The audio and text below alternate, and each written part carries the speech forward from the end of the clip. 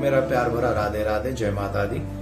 आज हम इस वीडियो में तीसरे नवरात्रे के विषय में बात करेंगे, चर्चा करेंगे कि तीसरे नवरात्रे में माँ देवी की कौन से रूप की पूजा होती है और कौन सी वस्तु ऐसी चढ़ाएं जिनको चढ़ाने से माँ देवी प्रसन्न होगी और आपकी मनोकामना पूर्ण होगी। कहानी क्या है उनके उस प्राकट्य की, तो ये भी हम इस वीडियो में आपको शॉर्ट में समझाएंगे, बताएंगे। तो आप सभी लोग, जैसा कि बताया गया, ब्रह्म मुहूर्त में उठना चाहिए, स्नान करना चाहिए, फिर माँ की छवि को स्नान इत्यादि जो भी कराएं, फिर वस्त्र धारण कराएं, फिर आरती इत्यादि करें, ये क्रम रहेगा। नवरात्रि के तीसरे दिन माँ का जो स्वरूप है वो चंद्रघंटा के स्वरूप की पूजा होती है।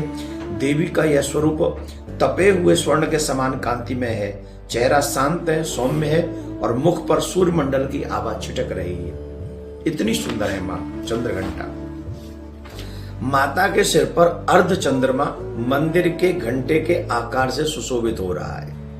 इसके लिए कहानी है कि कथा आती है पुराण में, महिषासुर ने जब आक्रमण किया था देवताओं के ऊपर, देवराज इंद्र का सिंहासन छीन लिया था, स्वर्ग छीन लिया था, तो देवता त्रिदेवों के पास में गए, रोने लगे, दुखी हुए।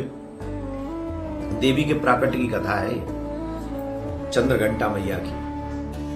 तो भगवान विष्णु, शिव और ब्रह्मा जी, इन तीनों के तेज से मां भगवती का प्राकट्य हुआ और इन तीनों ने अपने अपने शस्त्र दिए। वहां देवराज इंद्र ने मां देवी को घंटा दिया था।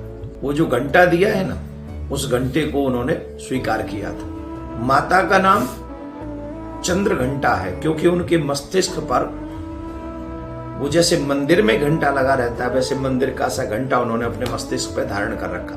अपने इस रूप में माता देवगणों को, संतों को, भक्तों को, सबके मन को प्रसन्न करती हैं। माँ चंद्रघंटा अपने प्रिय वाहन सिंह पर आरूढ़ होकर अपनी 10 भुजाओं में, खड्ग उनके शस्त्र हैं, वो 10 भुजा धारणी है, उनकी 10 भुजाएं हैं और 10 भुजाओं में वो उनके हाथों में खड्ग, तलवार, ढाल, गदा, पास, त्रिशूल, चक्र, धनुष भरे हुए हैं, तरकस लिए हैं, मंद मंद मुस्कुराती रहती हैं। वे देवी कृपा से कोई भी साधक अपनी मनोवांछित इच्छा को प्राप्त कर सकता है। जो भी मन क्रम वचन से उनकी पूजा करता है उन्हें सब कुछ प्राप्त हो जाता है। उनकी आराधना हम सभी को करनी चाहिए। जो लोग कमजोर हृदय वाले लोग हैं, उन माँ की पूजा करने से उनको बल संबल प्राप्त होता है। उनका मंत्र जाप हमको करना चाहिए।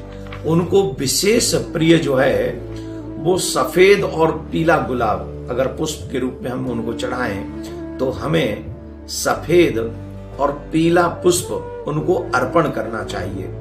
और भोग में हमें केसर युक्त खीर का भोग माँ चंद्रघंटा को अर्पित करना चाहिए, लगाना चाहिए। जो ऐसा करते हैं माँ भगवती उनके ऊपर कृपा करती हैं, इसमें कोई दो राय नहीं है।